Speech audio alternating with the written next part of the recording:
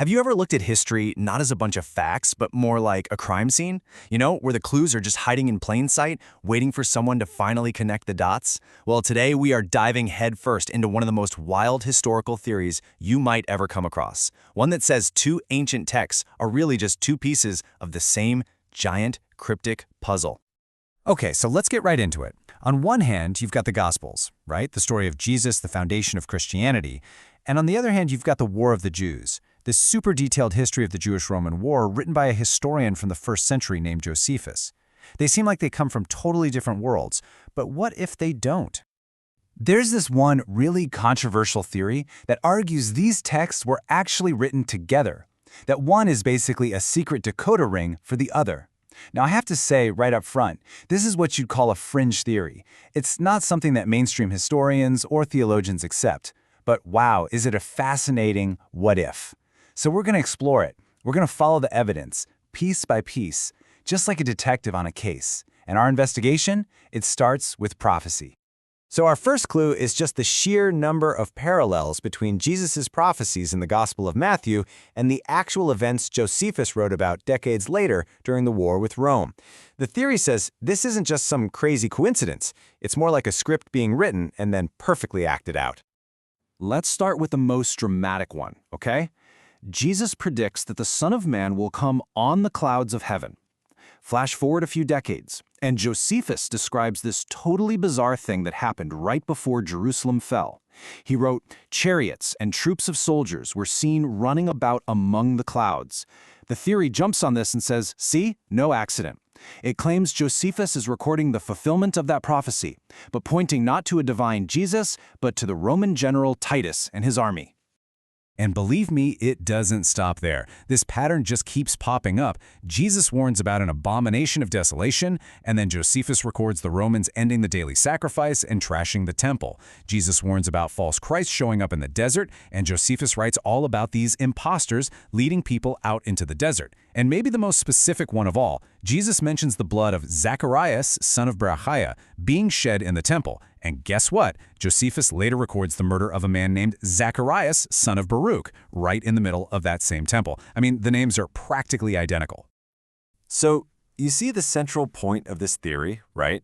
How could anyone reading the Gospels back then even understand what these prophecies were about without Josephus's history book to spell it out? The argument is, they couldn't.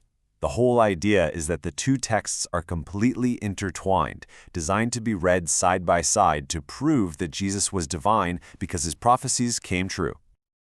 Okay, let's keep going. Time to look at our second clue. Because the theory doesn't just link events, it starts drawing these direct lines between key characters, suggesting they're meant to be deliberate parallels, maybe even parodies. All right, take the Apostle Paul. In the book of Acts, he gets seized, dragged out of the temple, and bam, the doors are shut right behind him. Now check this out. At a very similar point in his own story, Josephus introduces a Roman tribune named Paulinus. And what's the first thing Paulinus does? He shuts the temple gates, making the whole sacred place entirely inaccessible. A Roman with almost the same name doing almost the same exact thing. The theory basically asks, is that really a coincidence, or is it a little wink-wink to the reader? And the next character parallel is just as strange. It's between Lazarus and Eleazar. Now, Lazarus, of course, is the guy Jesus famously raises from the dead. But Lazarus is just the Greek version of the Hebrew name Eleazar. And Josephus writes about these rebel leaders named Eleazar who have this laundry list of Jesus-like qualities. They're from Galilee, they can supposedly dispel demons, the high priests are plotting against them, they get scourged, and one of them even survives a crucifixion. It's like all the key parts of Jesus' life story were just chopped up and sprinkled across these other historical figures. Okay, this brings us to our third clue, and this is where things get really, really weird. The theory claims that Josephus didn't just write historical parallels, he actually hid satirical stories in his work that openly mock core Christian beliefs, specifically the virgin birth. All right, you gotta stay with me here, because this is like a literary puzzle box. Josephus tells this absolutely wild story about a Roman guy who is obsessed with this very chaste woman named Paulina. So he bribes the priests at the temple of Isis. They go to Paulina and tell her that the god Anubis wants to be with her. So she goes to the temple, she sleeps with this guy thinking he's a god, and she gets pregnant. And what makes this a puzzle is that Josephus tells an almost identical story right next to it, and even gives both of the husbands the same rare name. The plots are basically mirror images of each other.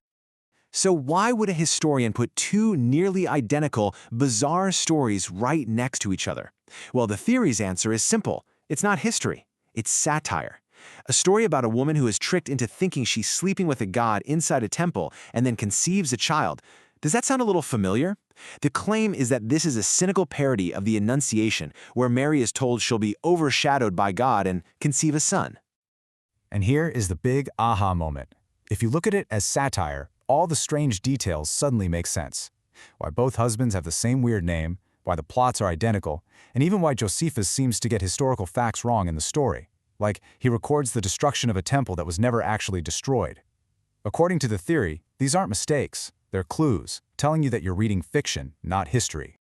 So if we follow all these clues, the prophecies, the characters, the satire, it all leads to one massive question. Why? I mean, if this was some elaborate literary project cooked up by Roman aristocrats, what on earth was the point? The motive, this theory says, was to create what looked like irrefutable proof. Think about it. If you have Jesus predict all the events of the Roman-Jewish War, and then you have a respected historian like Josephus confirm that every single one of them came true, you've just created a powerhouse argument. You've essentially manufactured evidence of divinity. I mean, who's going to argue with a prophecy that's been historically fulfilled? So the whole endgame, the theory claims, is that Christianity wasn't some grassroots spiritual movement. It was a top-down creation, a kind of psychological warfare designed by the Roman elite to calm down all the rebellious Jewish factions. By inventing a Messiah who says things like turn the other cheek and render unto Caesar, they could channel all that revolutionary energy into a peaceful, pro-Roman belief system. And that's where this leaves us. It is a theory that is just packed with intricate parallels and absolutely shocking claims. It reframes sacred texts as political satire and historical records as coded propaganda. So whether you see it as a brilliant decoding of a secret message or just a conspiracy theory that's gone way too far, it forces you to ask a really provocative question. What if the story that shaped the entire Western world wasn't a divine revelation at all, but one of history's most successful and elaborate literary inventions?